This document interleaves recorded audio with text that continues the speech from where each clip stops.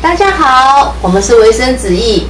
今天这个桌上的，就是我们初二从嘉义新温布袋那边的嘉应庙请回来的紫塑龙头维修的工作。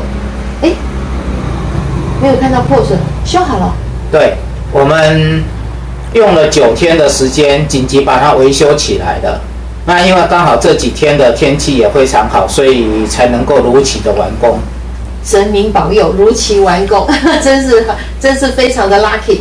哎，那如果说以后有一些纸塑的或者纸雕那种纸糊的神像或者其他的器物，如果也想要维修的话，有没有什么条件？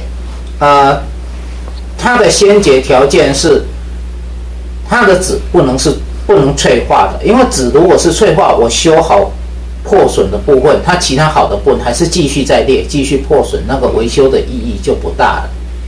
那第二个，在维修的过程，它必须要是同样纸材，你布的就必须要用布去维修，是纸就必须要用纸去维修。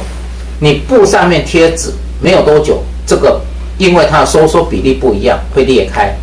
同样的纸贴布，它也一定会裂开，所以它必须要用同样纸材才能够去维修它。哦，你看，这是紫塑龙头，风华再现。那我们明天就送到庙里去了，大家明天嘉义庙见。